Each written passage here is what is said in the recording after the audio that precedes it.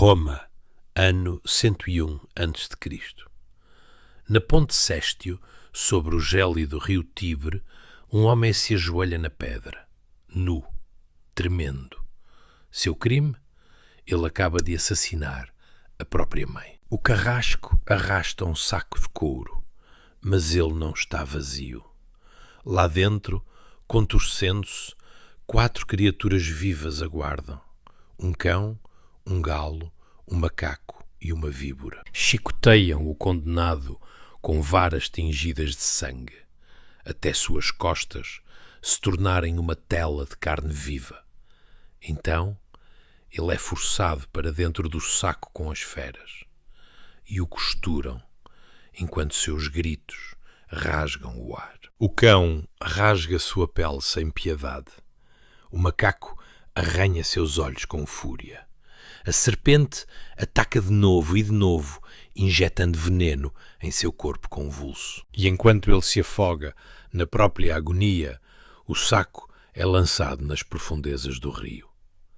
O próprio Cícero explicou a lógica por trás desta punição: que lhe seja negado o céu, o sol, a água e a terra. Que aquele que tirou a vida que o gerou seja privado dos elementos de onde a própria vida emana.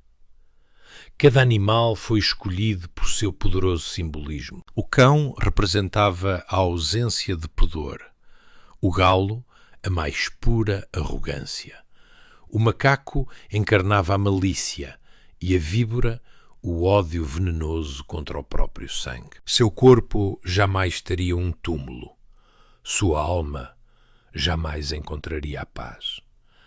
Isto era a poena culei, o castigo do saco.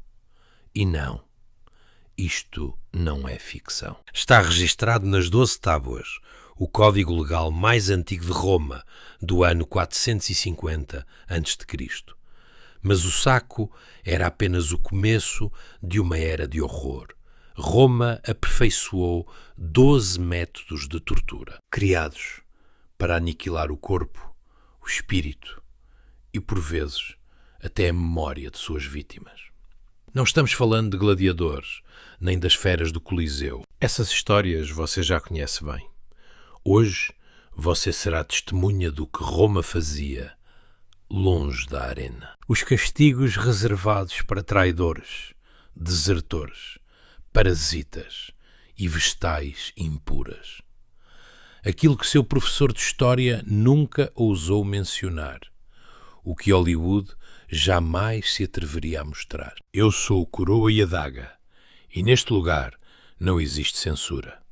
Aqui você encontrará apenas a verdade crua que Roma quis que você esquecesse. Se você busca a história sem filtros, deixe seu like e inscreva-se agora, porque o que você está prestes a ver faz o Coliseu parecer brincadeira de criança.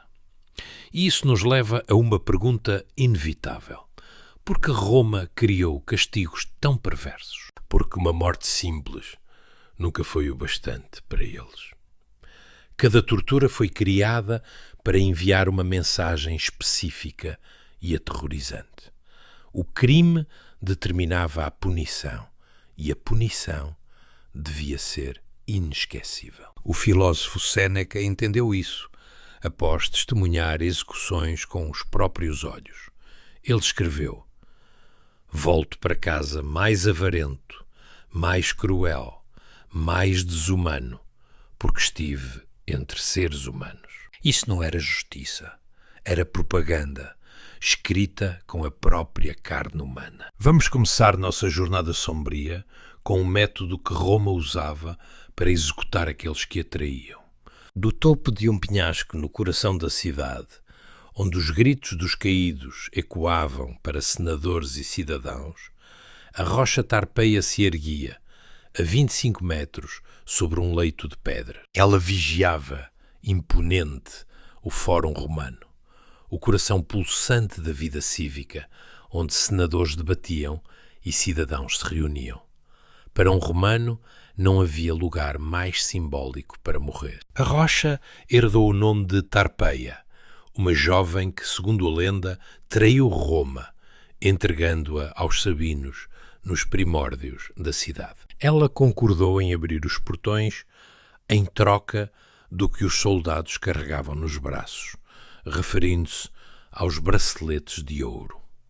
Mas em vez de joias, eles a esmagaram sob o peso de seus escudos, ensinando a Roma sua primeira e sangrenta lição sobre o preço da traição. A partir daquele momento, a rocha Tarpeia se tornou o palco da execução para todos os traidores. O procedimento era de uma simplicidade brutal. O condenado era levado até a beira do abismo, enquanto a multidão se reunia lá embaixo, aguardando o espetáculo. Então, sem cerimónia alguma, ele era lançado do alto.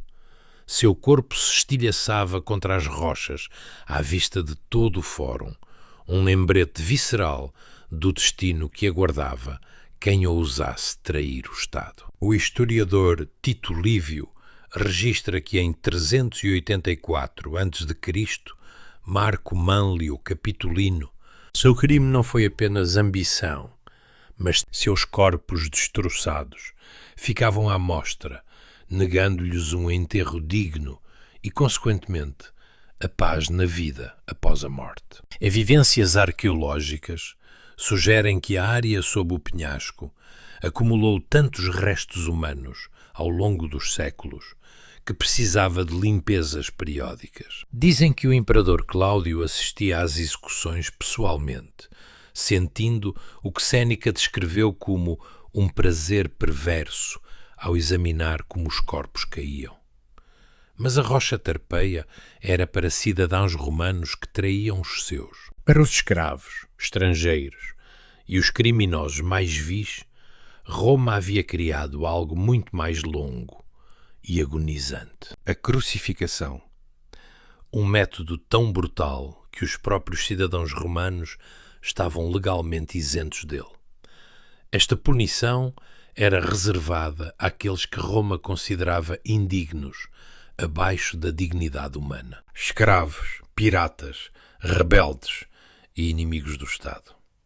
Primeiro, o condenado era despido e açoitado com chicotes incrustados de osso e metal, até suas costas serem uma massa de carne irreconhecível. Depois, era forçado a carregar a viga horizontal da cruz, o patibulum, pelas ruas, arrastando-a até o local da execução, desabando sob o peso, enquanto a multidão zombava e cuspia nele. Lá, os carrascos cravavam pregos de ferro em seus pulsos e pés, ou às vezes amarravam a vítima com cordas feitas para prolongar o sofrimento.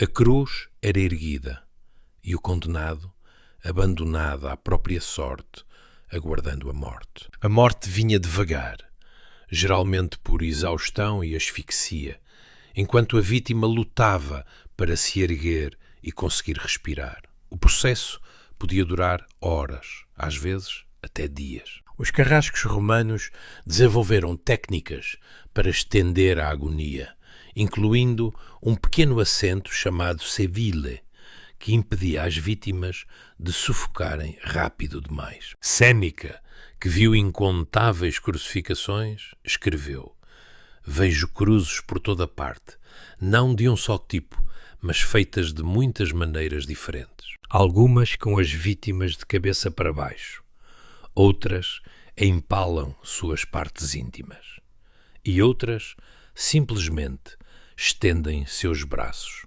até o limite." A crucificação em massa mais infame da história ocorreu no ano 71 a.C., após a rebelião de escravos de Espartaco ser esmagada. O general Marco Licínio Crasso ordenou que cerca de 6.000 rebeldes capturados fossem crucificados ao longo da Via Ápia, a estrada principal entre Roma e Capua.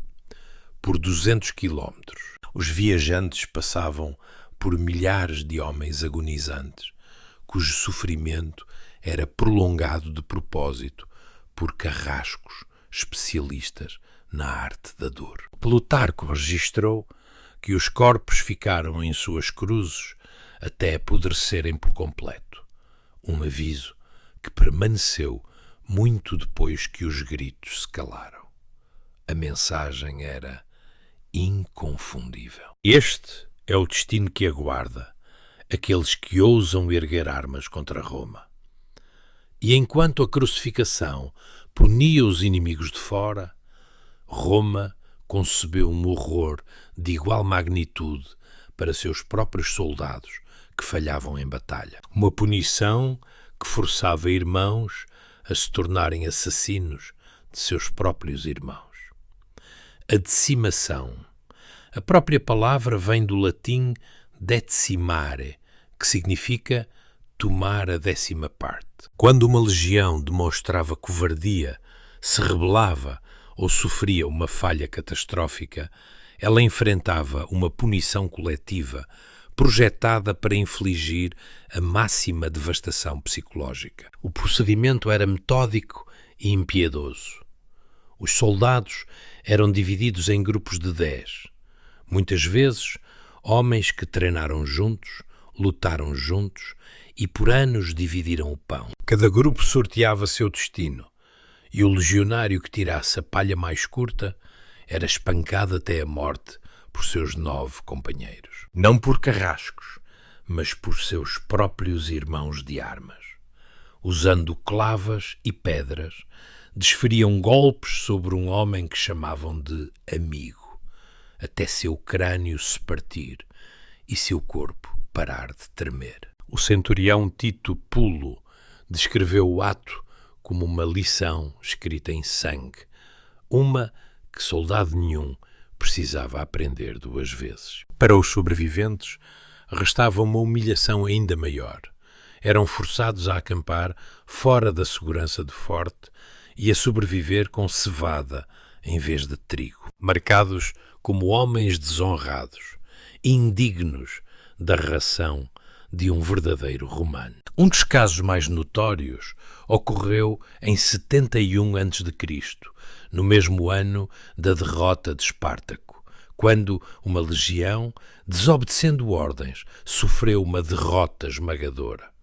Crasso reviveu essa punição ancestral, um terror que já havia sido esquecido. 500 homens morreram pelas mãos de seus camaradas naquele dia, seus gritos ecoando pelo acampamento como um aviso macabro para as legiões restantes. O escritor militar Frontino notou que as unidades dizimadas frequentemente se tornavam os guerreiros mais ferozes de Roma, desesperados para apagar a mancha de sua punição em batalhas futuras. O poeta Lucano capturou o horror puro em seu épico Farsália. O acaso se tornava o juiz do destino e a sorte de um simples sorteio selava a chegada da morte. O impacto psicológico era tão brutal que alguns soldados preferiam tirar a própria vida a participar do assassinato de um companheiro. Outros faziam pactos de sangue, jurando não sobreviver se um deles tirasse a sorte fatal. Tentativas desesperadas de preservar a humanidade dentro de um sistema feito para desumanizar. Mas a decimação, por mais terrível que fosse, ainda oferecia a 9 em cada 10 soldados a chance de viver. Para as falhas individuais, Roma criou algo sem nenhuma chance de fuga. O fustuarium, o castigo das clavas, aguardava os soldados que abandonavam seus postos, perdiam suas armas ou demonstravam covardia em combate. O soldado condenado era levado perante sua legião formada. Cada homem com quem ele serviu era forçado a testemunhar o que estava por vir. O tribuno o tocava levemente com um bastão, um gesto cerimonial que servia como sinal. Então, cada soldado avançava sobre ele com paus e pedras. O escritor Vigésio observou que essa punição inspirava um terror tão profundo que enfrentar o inimigo parecia menos assustador do que a certeza da morte nas mãos dos próprios camaradas. Políbio, escrevendo no século II a.C., descreveu as consequências. Mesmo aqueles que conseguem escapar não estão salvos por isso. Não lhes é permitido voltar para casa, e nenhum parente ousaria receber tal homem em seu lar. A natureza pública deste ato era crucial e esforçava os soldados a participarem do massacre, tornando-os cúmplices. Após testemunhar ou infligir tal brutalidade, eles jamais considerariam desertar. Vamos parar por um momento e refletir sobre o que vimos. Traidores lançados de penhascos, rebeldes crucificados aos milhares, soldados espancando seus irmãos até a morte, na decimação, covardes, massacrados por suas legiões no Fustuarium. E nós mal cobrimos 4 métodos. Qual dessas punições você acha mais perturbadora? A aleatoriedade da decimação, a agonia prolongada da crucificação ou o horror simbólico da rocha tarpeia? Deixe sua resposta nos comentários, pois quero saber onde você traça o limite. E nós ainda nem chegamos à arena. Damnatio ad bestias, a condenação às feras, transformava a execução em um espetáculo de entretenimento. Essa punição era reservada para escravos, prisioneiros de guerra e os piores criminosos. Aqueles que Roma considerava indignos de uma morte honrada. A rede subterrânea do Coliseu, o hipogeu, abrigava 32 jaulas de animais e 80 poços verticais. Alçapões permitiam que feras e condenados surgissem como mágica na arena, criando entradas teatrais que elevavam a euforia da multidão. Muitas vezes, essas execuções eram encenadas como recriações de mitos. Um criminoso podia ser vestido como Orfeu e enviado à arena com uma lira, sob a promessa de que sua música acalmaria as feras.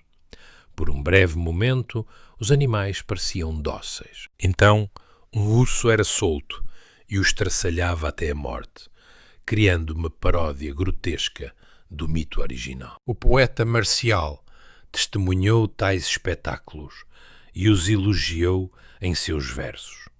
O que era uma fábula no palco se torna realidade crua em nossa arena. Na celebração do imperador Trajano por suas vitórias em Dácia, em 107 d.C., os jogos duraram 123 dias. 11.000 animais foram massacrados, junto com milhares de criminosos e prisioneiros de guerra. Leões ficavam dias sem comer antes de serem soltos, levando-os a um frenesi selvagem. Ursos eram atiçados com ferros em brasa, até enlouquecerem de fúria. A incerteza se a fera atacaria rápido ou brincaria com sua presa mantinha a plateia uivando por mais. A multidão aplaudia enquanto homens eram despedaçados. Vendedores ofereciam vinho e lanche, enquanto crianças assistiam dos ombros de seus pais. As pessoas apostavam em quanto tempo cada vítima gritaria antes de morrer. Este era o entretenimento da hora do almoço. Igualmente teatral, mas talvez mais aterrorizante, era o vivicomburium, ser queimado vivo. Essa punição tinha um significado religioso, pois os romanos acreditavam que o fogo purificava a corrupção de certos crimes. O imperador Nero elevou a execução na fogueira a uma forma de arte. Durante sua perseguição aos cristãos, após o grande incêndio de Roma, em 64 d.C., seus carrascos cobriam as vítimas com cera ou piche para que queimassem mais devagar e com mais brilho, prolongando o sofrimento enquanto serviam de iluminação.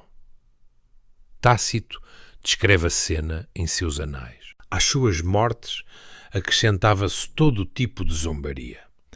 Cobertos com peles de animais selvagens, eram dilacerados por cães até a morte, ou pregados em cruzes, ou condenados às chamas e queimados para servir de iluminação noturna quando a luz do dia se apagava. Tochas humanas, assim a história os lembraria.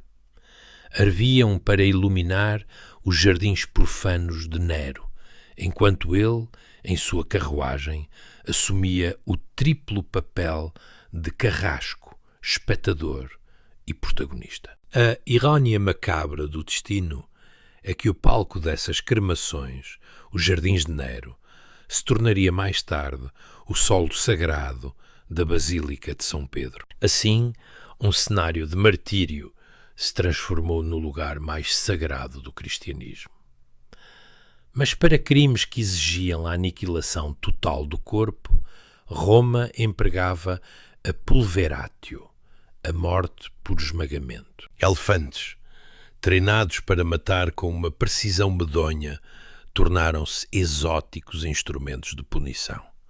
Plínio o Velho descreveu em detalhes suas terríveis capacidades. Podiam aprender a andar na corda bamba, a lançar projéteis e até a matar sob comando, destroçando um homem, membro por membro, ao sinal de seu mestre. Essa destruição controlada e metódica permitia que as execuções se prolongassem, oferecendo o máximo valor como entretenimento grotesco. O condenado era forçado a lutar contra as feras com armas inúteis, antes de ser inevitavelmente esmagado sob patas que podiam exercer milhares de quilos de pressão. Durante as guerras púnicas, generais cartagineses capturados encontraram a morte sob os mesmos elefantes de guerra que um dia comandaram contra a própria Roma. Alguns prisioneiros eram vestidos com armaduras inimigas, permitindo que os elefantes,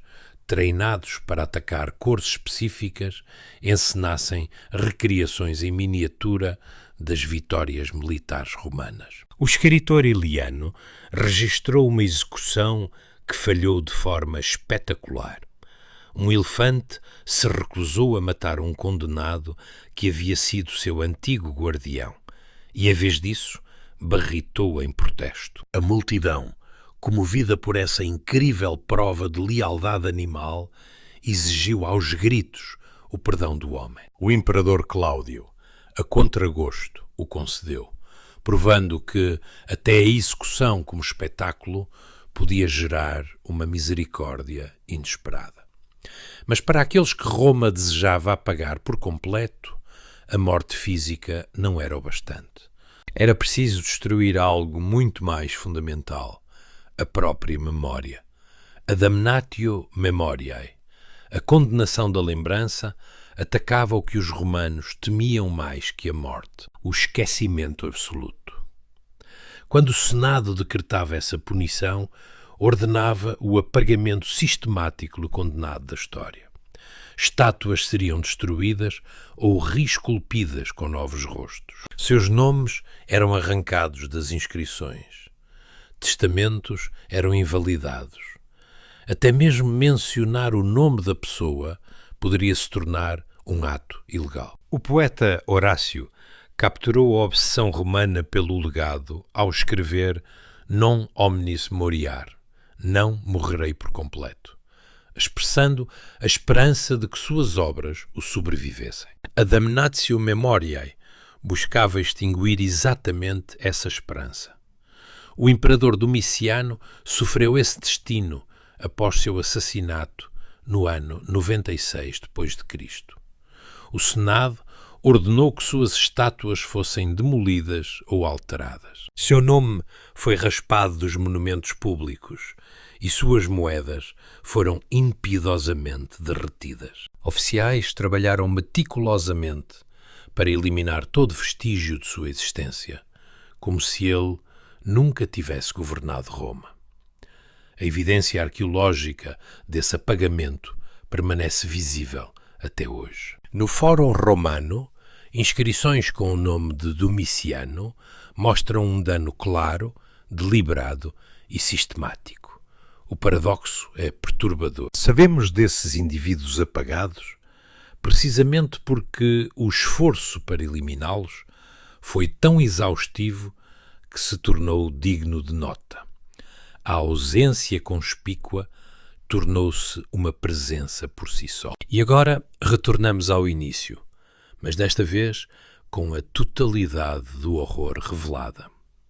A Poena Culei, o castigo do saco, era reservado quase exclusivamente aos parricidas, aqueles que assassinavam seus próprios pais ou parentes. Para os romanos, esse crime representava a traição máxima da pietas, o dever sagrado para com a família e os ancestrais. O ritual tinha origens ancestrais nas 12 Tábuas, o primeiro código de leis de Roma. O condenado era açoitado com varas tingidas de sangue e depois costurado dentro de um saco de couro junto a 4 animais simbólicos. O cão, pela falta de vergonha. O galo, pela arrogância. O macaco, pela malícia. E a víbora, pelo ódio venenoso. Este conjunto macabro era então lançado ao rio Tibre ou ao mar.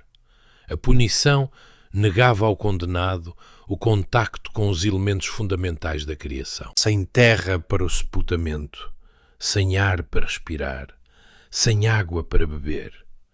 Simbolicamente apartado da luz do sol, selado dentro do saco. Cícero, ao defender um famoso caso do parricídio, explicou a filosofia. Querem que ele seja incapaz de ter céu, sol, água ou terra, para que aquele que matou quem lhe deu a vida seja privado de todas as coisas das quais a vida se origina. A punição criava uma nova e perversa família para o condenado em sua morte, preso pela eternidade com feras, em vez dos honrados ancestrais que havia traído. Enquanto a Poena Culei surgiu da tradição romana, o escafismo foi uma tortura que Roma adotou dos persas e modificou para seus próprios fins. Era reservado para crimes considerados um risco para toda a comunidade. Sacrilégio contra lugares sagrados ou a traição de segredos militares. O condenado era despido e amarrado entre 2 barcos ou troncos ocos, com a cabeça, mãos e pés para fora. Era alimentado à força, com leite e mel, até desenvolver uma diarreia severa e incontrolável. Então sua pele exposta era coberta com mel para atrair todo tipo de insetos. Abandonado para flutuar num lago de água estagnada, incapaz de se mover, coberto por seus próprios excrementos, o condenado seria lentamente consumido pelos insetos, ainda em vida. A morte podia levar semanas para chegar.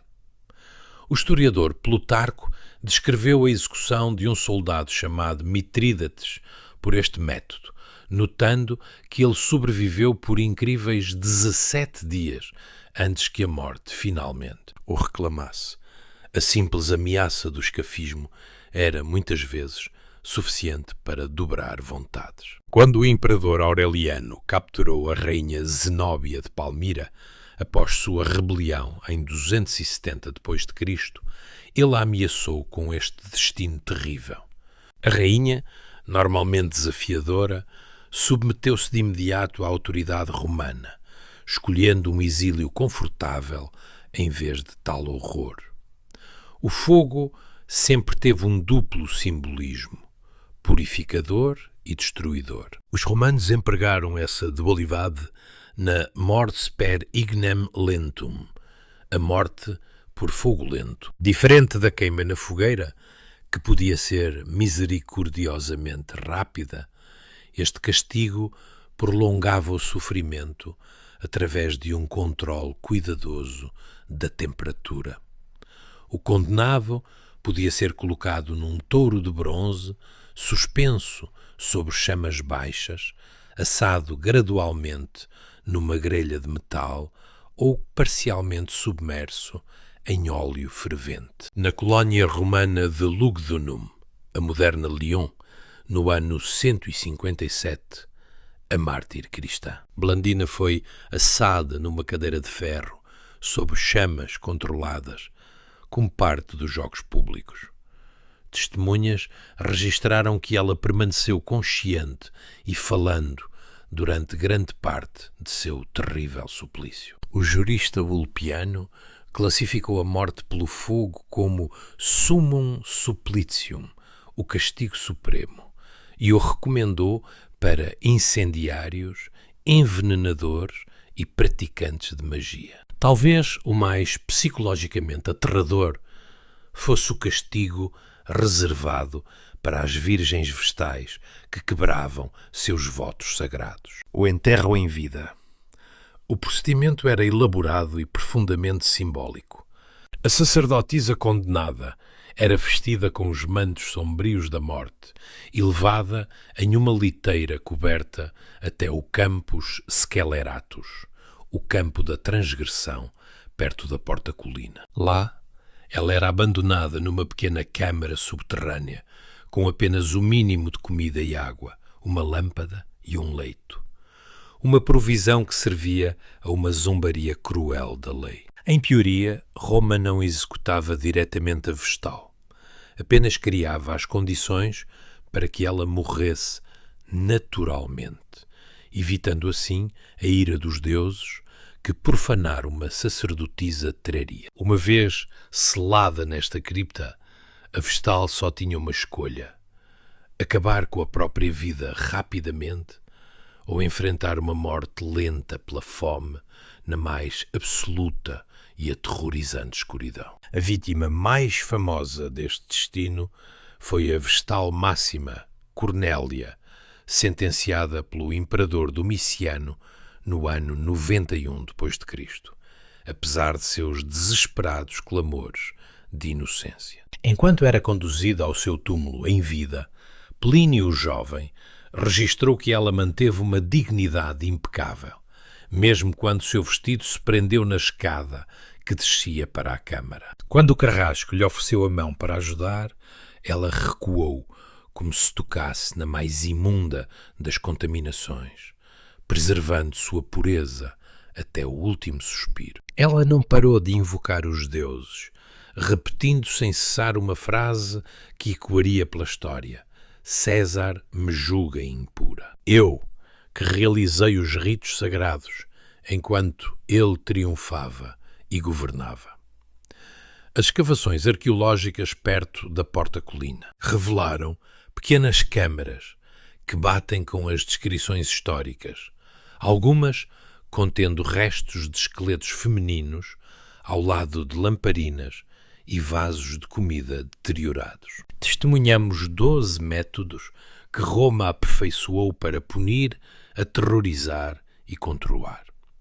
Traidores lançados de penhascos, rebeldes crucificados aos milhares ao longo das estradas romanas, soldados espancando seus próprios irmãos até a morte na Decimatio, covardes apedrejados por suas próprias legiões no Fustuário, criminosos despedaçados por feras selvagens para o entretenimento, hereges queimados como tochas humanas, inimigos esmagados sob as patas de elefantes, memórias apagadas da própria história, parricidas costurados em sacos com animais venenosos, espiões devorados vivos por insetos durante semanas, vítimas assadas lentamente sob chamas controladas e sacerdotisas sagradas, sepultadas vivas na escuridão eterna. Séneca, o jovem, observou uma vez: